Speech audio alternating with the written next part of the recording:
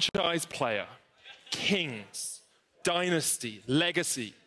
These are words that can cause a drastic impact on the ones we love. 1 out of every 5 teams in the LEC suffers from narrativitis. Now, the symptoms of narrativitis include anger, pettiness, overexcitability, and of course, the most important symptom of all, the desire to analyze from an armchair. And the primary concern with narrativitis is, of course, that it's hereditary. But wait, no more. There is hope. A new oral therapy that treats the causes of narrativitis at its source, Analesium. By isolating the causes of narrativitis and eliminating them, Analesium provides instant and lasting relief, leaving you as fit as a king. Avoid contact with your heads, shoulders, knees, and toes. And if you or a loved one has been affected by narrativitis, talk to a doctor today.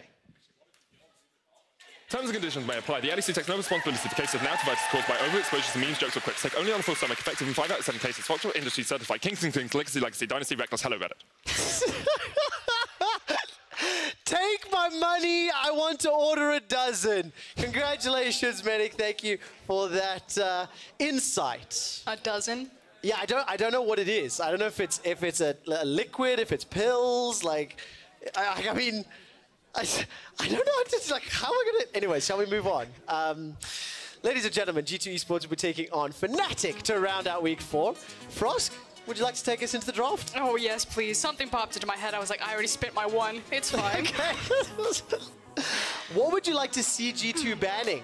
Okay, so I have a lot of questions heading into this draft. The first one is actually going to focus in on Fnatic. Now, a G2 on blue side, on any side, is going to be terrifying. I'm wondering if they're going to ban the Sylas or if we'll finally see that one slip through and what Caps specifically can do on that champion. But for Fnatic, they haven't really fit in this meta. They've been going towards a lot of those crit ADCs.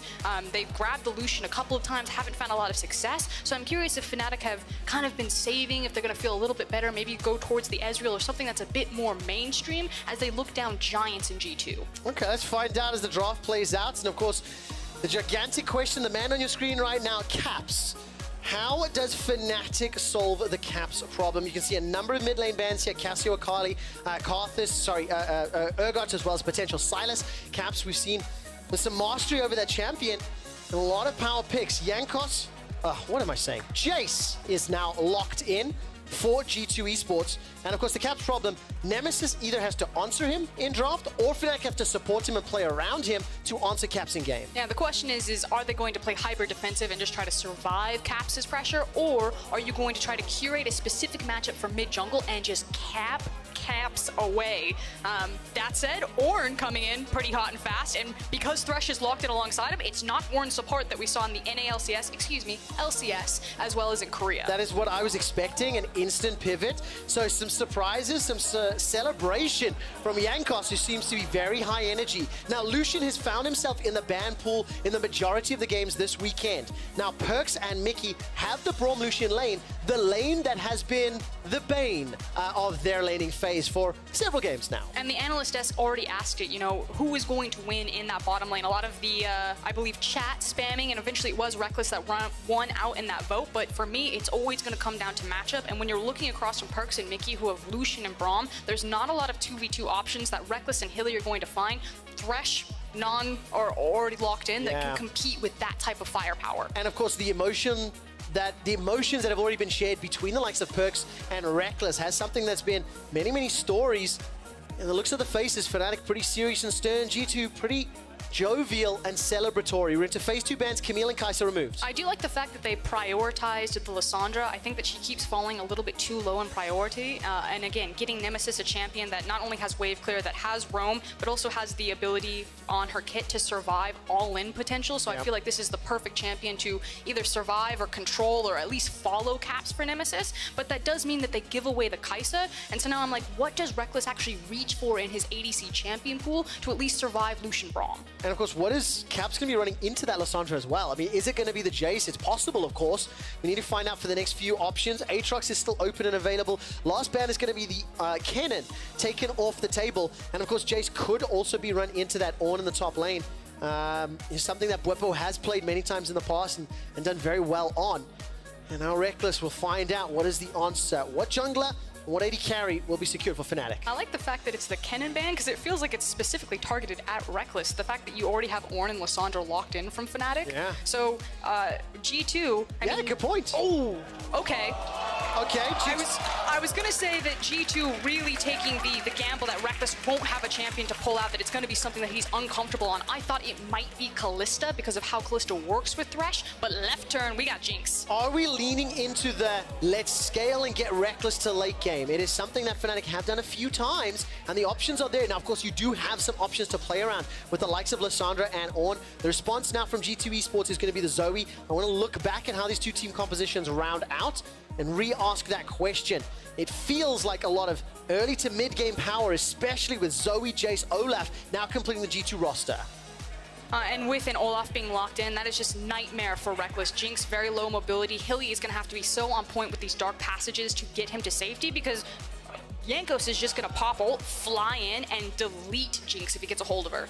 Okay, there we go. Team compositions are now locked in. We talked a little bit about some of those smaller nuances, but it feels like a slightly different approach here. No traditional tank on the side of G2, very heavy engage, whereas on the side of Fnatic with that Ornn in the top lane, you've got that front line, you've got some pick potential, and a few more tools if they can get to 5v5. It still feels like a rather dated composition coming out of Fnatic, something that would have fit into metas of past. It's got a lot of scaling potential. It's really about kind of that mid-game when they sync up, when they create zone and space for this Jinx to start popping off, versus G2 who are running, what, that's 4 carry threats plus a Braum. Any one of these members can pop off and run away with this game, so much more in the meta pocket. Yeah, it really is the case. Used a word there that I love, Frosk, a dated team composition. I'm going to date the last time we saw Jinx in the European scene. It was in spring of 2018. It was Hjarnan playing the Jinx for G2 Esports, and it lost to Rekkles playing for Fnatic. 1 year later, now Rekkles is picking up the Jinx, and can he take down G2 with this? I do want to make this note and the asterisk. I don't think it's the Jinx pick that dates this composition. No. I think it's the tandem of having a tank top laner like an Ornn plus a scaling ADC like the Jinx, and then only, let's say 3 damage threats coming out of Fnatic's comp. Yeah, very traditional frontline support. And I think a lot of pressure now on Broxah. We talked about the caps problem. How do you solve it? Getting Lissandra is a very good step to solving that problem. Combo with that Lucian that you've already talked about. And now we need to see can Broxah and Nemesis work together in this lane. Will Hylissang roam to support it? Or will Caps be able to just run away with Zoe? There is also some beautiful stories there that Caps playing Zoe on G2, and Perks was one of the most outspoken players on Zoe last year when he was playing mid for the team. And we do joke about kind of the soap opera of the LEC, all of this narrative that's just injected into games. I don't think it's disingenuous to say that this is probably a fairly emotionally charged match. Yeah. You saw Jankos' face in the pick and ban, getting his team tied up, getting them going. There is a lot on the line, and while this is super heavy favored to G2, this one probably gonna sting. Yeah, 7-0 for G2. Still undefeated in the league after their performance yesterday. Fnatic trying to set up some cheeky plays here. You can see Bwipo was hanging out in the Dragon Pit. Hasn't cancelled the recall just yet, and now some shenanigans are playing out. Mickey steps very, very far forward, and Perks is running behind it. Now Fnatic are going to try to chase him down. Did they commit anything further? Still 250 HP to burn through. So the only advantage that they got there was the pot. Mickey does retain both of his summoner spells. We'll see if that gives a trade advantage to Hilly and Rekkles, knowing that they have more expendable HP and more pots to work with to play aggressive in this lane. And that's going to be interesting because in the lane, when you talk about playing aggressive in the 2v2, one of the things we were also talking about was how Perks and Mickey, they play to kill you. They play to, they're in your face. It's forward thinking, and they've got a duo to do that as well. It's subtle, it's fun. It feels like Perks and Mickey don't necessarily play to win lane, they play to destroy you, and by a byproduct, when they destroy you, they automatically win the lane. But they are slightly different. It's not so much about kind of like the minute minion control as it is just getting in your face. So step back for me, like when you say win lane, are we just talking CS levels? Like, how would you classify that? It can be denying CS, denying experience, zoning you away, setting you up for ganks, and Mickey and Perks can do that. They have been clever, but they've also really been pushing a lot of their luck. There's been instances in the past where the enemy will be level 6, they'll both be level 5, or one person won't have their ultimate. They're kind of testing themselves, kind of learning the ropes and their limitations in this bot lane as they start to build up that synergy. Okay, well, let's see what Perks can do with it. Going to be playing Lucian. Zaps manages to connect not only the CB Trouble Bubble, but a Paddle Star from very long range. So Nemesis chunked down low on HP. Need a couple levels before he can get those shards up to really help push the wave. And Rekkles and Hilly going to be pretty happy with this early shove. Of course, Mickey did back and come to lane just a little later. And Fnatic are pretty happy with the timing so far. And we do have to point out, as the early jungle pathing went down, that Jankos did take the red buff, and I believe he then pathed to his own red, is now walking towards his blue. Broxa trying to meet him there. All right, Scuttle Crab is the focus right now for Broxa. Caps and Nemesis trading as Jankos is going to catch out Broxa. Nemesis does pretty well with the W, and Jankos is going to force Broxa's hand away. So it looked like the setup for a skirmish or a potential, fight. And nothing comes of it as both junglers meet head-to-head. But it does mean that Jankos on a very early springboard and win in this initial. Oh, take a look at this. Perks and Mickey, they're running down Hilly. 100 HP, flash forward.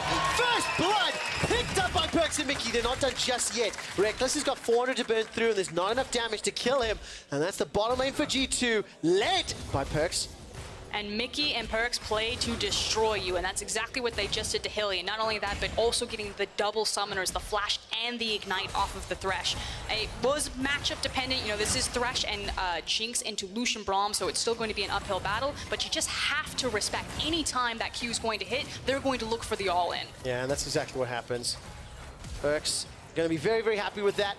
Not quite Rekkles who was getting the kill, and we saw Hilly, fishing for a few hooks time and time again, but just quickly look at some of Perks' numbers, as obviously he's now the man that got the kill.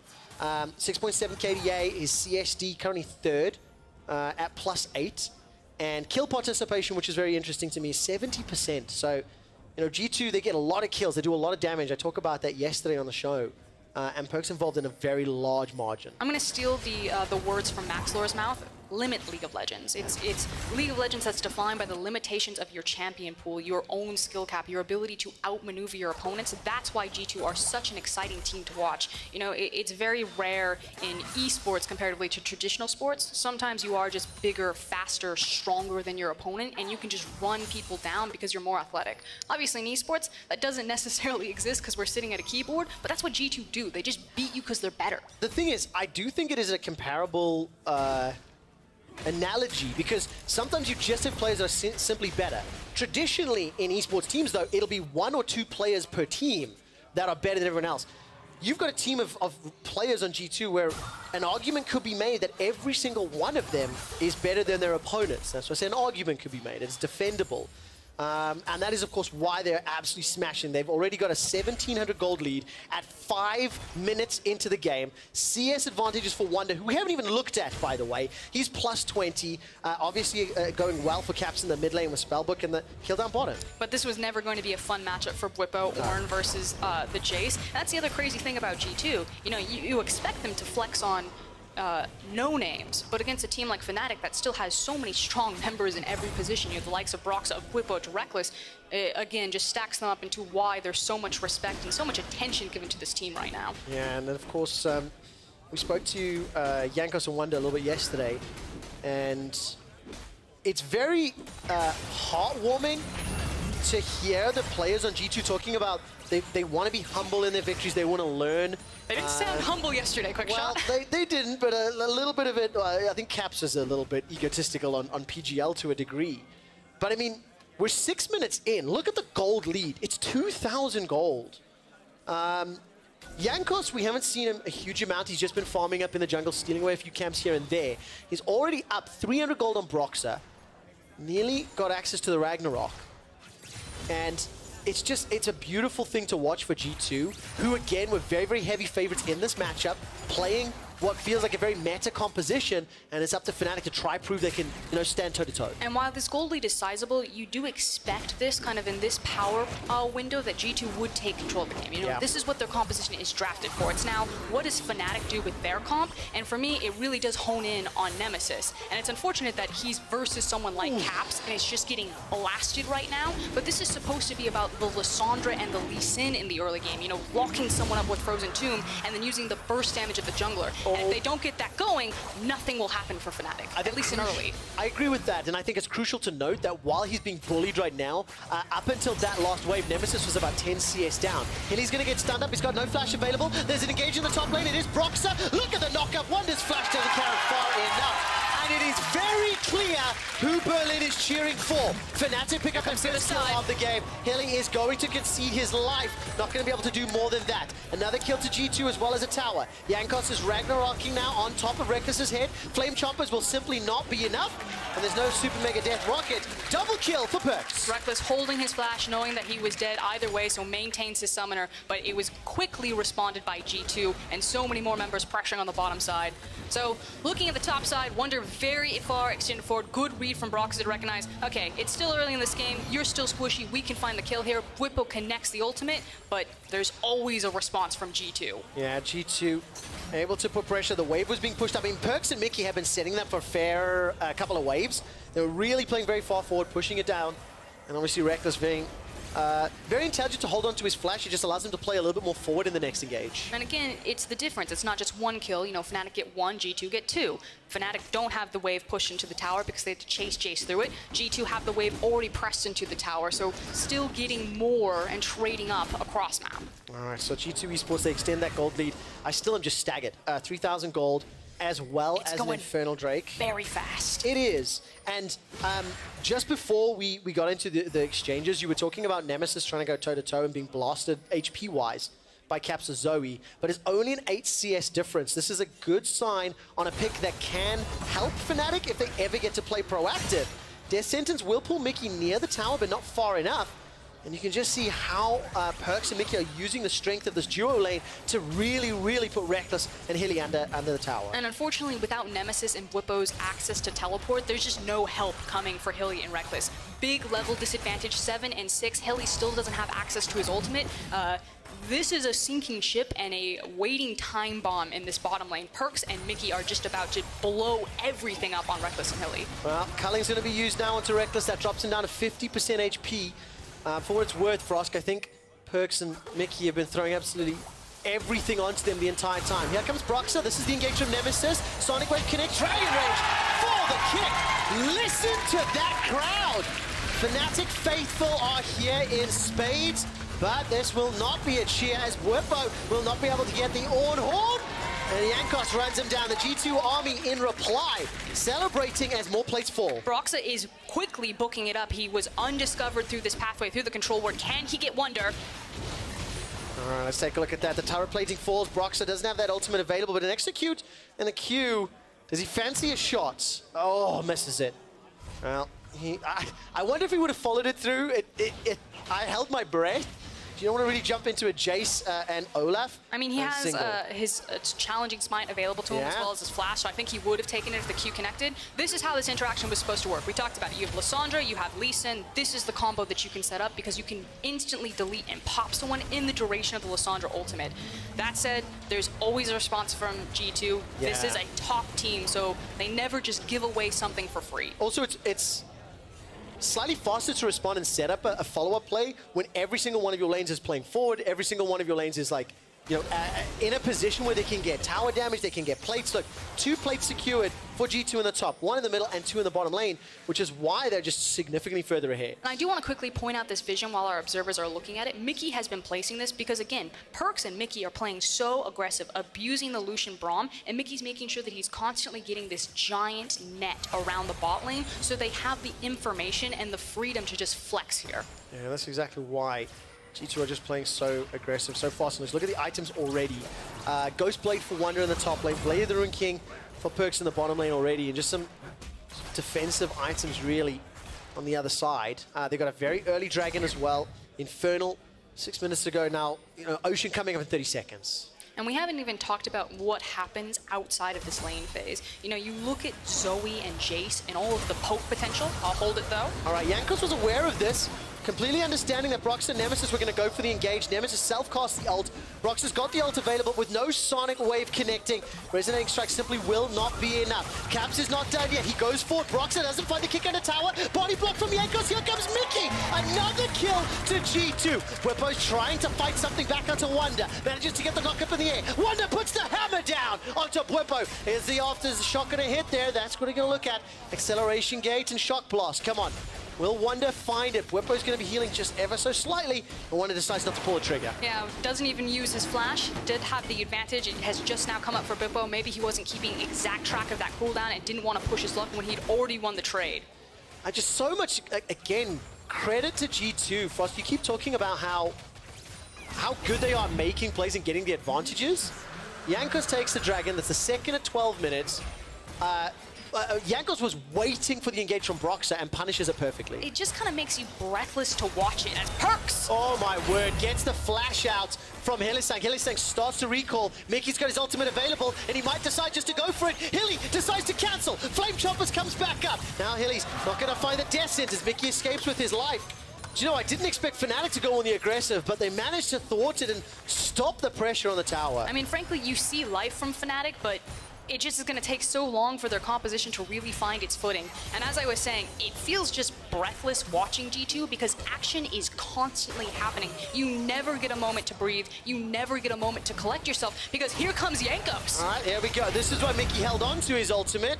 Tried to set up another play. The Lantern from Hilly was good. Flash forward. Chilling Smite comes down. Rekkles is already down. Hilly's able to escape for the time being. Whippo's starting to teleport. Oh, it's Nemesis that TPs. Instant Claw of Doom to safety. Ultimate is not going to be enough just yet. Nemesis goes down. Now Broxer tries to find one. He does get a reply into Perks. That's at least something back for Fnatic. They are still down a gigantic margin. The tower is about to fall, and without the tower for help, can Broxer survive? He's in a 1-on-2. Jankos is the damage dealer. Mickey just needs to get some of that passive down. But look, Caps is coming as well. Oh, straight through the wall. Sleepy Trouble bubble into a paddling. Caps gets another. And with the flash, with the extra distance right there, that was disgusting to watch. This is a slaughter. It absolutely is. And let's not kid ourselves. It is also what was expected to happen. G2 Esports dive under the tower. And Jankos, well, he's just playing a little bit crazy.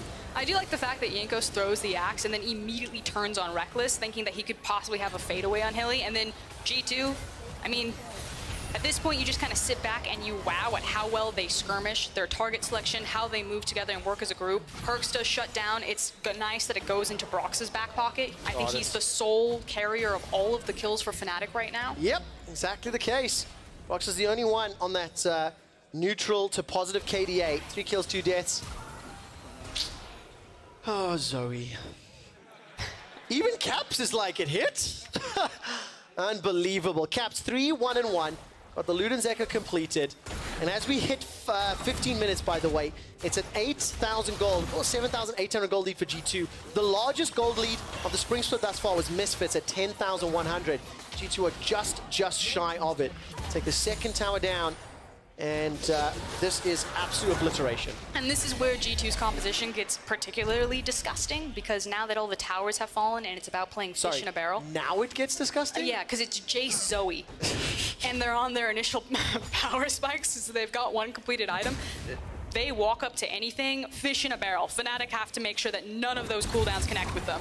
Okay, well, Whippo is going to try to do something onto Mickey. There's no real support from the rest of the team. And I'm terrified for what the Fnatic fans here in Berlin will be saying if it gets worse for Fnatic for the next few minutes. If you ever lose control of a game against a Zoe, because of how threatening she can be with her assassination potential, her ability to cover up choke points with the, I believe it's the Sleepy Trouble bubble. Yep. She's probably just one of the most disgusting champions to face when she's ahead like this. You can't do anything. You have to give up every objective. That's auspicious. Is that worth it, though? Call of the Forge God used just to interrupt the Herald. Yep. Whippo loses his flash. Death Sentence connects from Hylissang onto Jankos. Jankos throws down the Ragnarok. A culling will almost kill Whippo. And the tower does stand and survive. Jankos is still fishing for more opportunities. Now Brox and Rekkles coming to the fight. If anybody goes low, the Super Mega Death Rocket can work. Brox is the target. Death Sentence catches onto Jankos. Remember, he's got no ultimate. Here comes Wonder, though, and Hilly's already dead. Brox and Fnatic continue to run away. 10,000 gold lead crested for G2 Esports. Nemesis, now he dashes forward Protobelt, uses the ulti, insta-cleanse from Caps. Paddle Store onto Nemesis. And Caps, ladies and gentlemen, solo kills Nemesis. Nemesis thought he had it, he knew he had ult, thought he had flash, thought he could make the outplay, but the gold discrepancy speaking for itself. Well, so ladies and gentlemen, make Caps wish he had a time machine so he could go back and kill Nemesis again. Not quite sure that's how you hoped it would come on the stream. Thank you for the support, guys, but this is just the #1 team in Europe by such a massive margin, taking on the number 7 or 8 team in Europe right now. Ah, no, observers, please. I mean, you have to give Fnatic some credit for trying, but unfortunately with the gold difference and the fact that Wonder is here to instantly turn it around, there's just no answers available. And this is the time machine that fan was looking for. I don't think this is what anyone wants to see right now. There's going to be a lot of damage. I guarantee you the G2 fans are very happy to see this right now. They don't sound very loud. They're scared of the Fnatic fans outnumbering them 10-1 right now. So a lot of credibility, a lot of credit, sorry, just to the squad. And I know we are memeing a little bit now, but when a team is this far ahead, it is so difficult to come back from it. Especially, as you've already mentioned, champions like Jace and Zoe, it is very difficult to get punished, to get close enough for Lucian or Lissandra to have any sort of impact. Level advantage to Wonder. You got damage advantage as well. Ghost Blade plus Black Cleaver. Whippo is doing very well. Here comes Broxa. Landing absolutely everything, as well as Call the Forge God. And now Broxa, he needs to land the Sonic Wave. Flash, kick, Sonic Wave. Manages to get the kill. It is at least one reprieve. It is at least one small step back. And take a look at that. The Sleepy Trouble Bubble catches onto Nemesis, forced to use the self-cast. Paddlestar comes back out while the Dragon is being secured. And Caps is now going 1v2 versus Rekkles and Nemesis, with Mickey waiting to jump in. That was a sidestep this type of moment from Broxa right there. I like the fact that he wasn't even going to try to play with Wonder, just flashed, went for the Dragon Rage kick. That said, map still pretty much on fire around them. This is a this is fine moment. Yeah, it absolutely is. Mickey did get caught up by that hook, and you know, I'm just going to go back to what Jankos was saying in the interview yesterday at the end of the day, that this was an emotional game for him. He wants to beat Fnatic, and he doesn't know what level they're at. Well, let's talk about that in a moment, as now the initiation comes in from Fnatic. Instant counter from Mickey. Throws down the Fissure over the wall. The Paddle Star blows up Nemesis because Rekkles sidesteps the shot. Now Hilly is taking so much damage from the culling. I half expect G2 to flash over the wall. Don't need it. Accelerated Shock Blast gives Wonder a double kill. That's revenge for taking him out in the top lane. Yeah, and remember what I said about this composition's now terrifying, that they're unlocked and they get to siege? It's that type of damage right there. If Zoe and Chase just tap you, it is half of Fnatic's health bar. Ladies and gentlemen, if G2 can finish this game in the next 2.5 minutes, they will set the fastest win of the 2019 season in Europe. 22:49 is the record. Fnatic can't even surrender yet. 20 minutes just crests over. Well, they could have played 15 earlier ago. Nexus turret #1 goes down. G2 Esports, they are decimating Fnatic where they stand. Sleepy Trouble Bubble connects once more. Nemesis is doing what little he can. Now there's a chance for a turnaround. One Nexus turret remains. 13,000 gold up. The fastest win of spring is still on the cards. And they are sharks. G2 can smell it. Blood in the water. They are charging and forcing this. Fnatic are dead in the water as G2 Esports have repeatedly killed them. The fastest win of spring. G2 destroy Fnatic. Systematic annihilation from G2 right there. Fastest win, didn't break a sweat, every single lane was flexing. I mean, I don't really like this term personally, but it looked like G2 was smurfing. Every single lane, every single player, every single decision, Jankos was where he needed to be. Lucian Braum, Frost, you talked about the duo, just the champions alone, advantageous into Jinx Thresh. And Perks and Mickey pulled it off. So many times you'll see teams in drafts say, like, we understand how this early game is going to go. We can give away these power picks because we think that we can staunch the bleeding long enough that we'll be able to make some sort of counterplay, that our time will come when we can execute on our composition. It is such a risky call to attempt that against a team like G2. Yeah. It absolutely is. And, you know, one of the things that we didn't necessarily talk a whole lot about at the beginning or expand on, we didn't get time to, but what is Fnatic's read on the meta? What is Fnatic's decision making? This is the last week at 9.2. We will be going to 9.3 next week. So, you know, crits, 80 carries potentially coming back, maybe helping out, maybe changing things. But this old school comp, you know, traditional tank up top, it did not work. And it hasn't been helping Fnatic, who end week 4 with a 3-5. Correction, 2-6. 2-6 win-loss. I mean, if you're going to pull any silver lining here for Fnatic and Fnatic fans, it's that no one expected them to win this match. I think Fnatic probably didn't expect to win this match, and so they're looking ahead at kind of the refresh of the next round robin. Fnatic have made improvements, you know, picking up wins. It's pretty easy when you're at the bottom to continue to rise and to climb. So now the question is, you know, against someone who isn't G2, what does Fnatic look like? There is one thing. We will be joined, by the way, by Perks and Mickey in the LEC post-game lobby while they're heading over. I do have one thing I'd like to just point out really quickly. Yes, G2 just smashed Fnatic. Again, this was the expected result. This is what we thought was going to happen in terms of the match. The win time is 20 minutes, 35 seconds. It is the fastest win in European history since the beginning of the EU LCS. This currently looks to be the most dominant European team we've seen. They are 8-0. They look unstoppable right now, but there are still 5 more weeks of regular season. And I know we joke, and super team is just kind of a throwaway word at this point. Yeah. I think Europe is such an interesting region in that for so long, because its population and player size is so potent, you do have so many top players, but it's had an issue trying to consolidate all of that talent onto one team. Very good point. And it feels like finally we actually did in every single position. There's not a single hole that you can poke here, especially now that Perks has defined himself in the ADC and marksman position, that he is more than up to stuff to compete. Yeah. I mean, this is it. The truth is, Perks is a fantastic AD carry, and we really have to nitpick. Like, we really have to nitpick to find a decision-making mistake from time to time.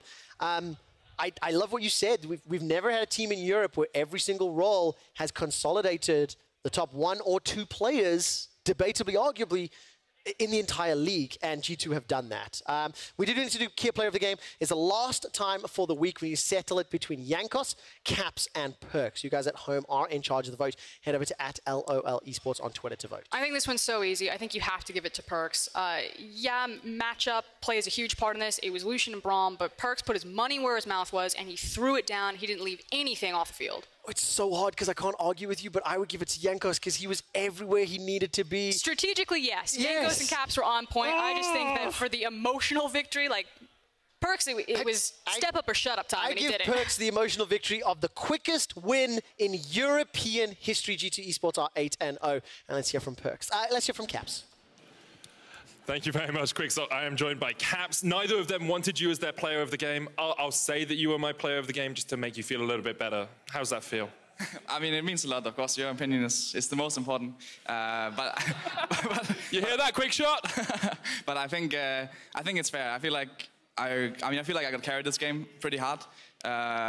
Obviously, Jankos was kind of like all over the map, and also my bot was doing really well. I mean, honestly, just everyone was doing really well. And I even died in the early game, but we were still like really winning. So it was like, it was a good feeling, you know. And I'm happy with how they performed, everyone. I mean, it was one of the most dominating wins we've ever seen. The quickest game in LEC history. Is there a way to stop G2 at the moment, or are you just that much better than everyone else? Yeah, I mean, I feel like we are really like we are for sure the best team right now. But like as I said a few times now, next week is a new patch. And when a new patch hits, we have to get used to that. And maybe someone will find something that's really OP and play it. So we just have to keep standing at top. And as long as we do that, we'll be the best. But if we ever like get lazy, then for sure we can lose. And next week you play up against Misfits, a team that started off really strong. It's kind of gone into a slump now. Is there anything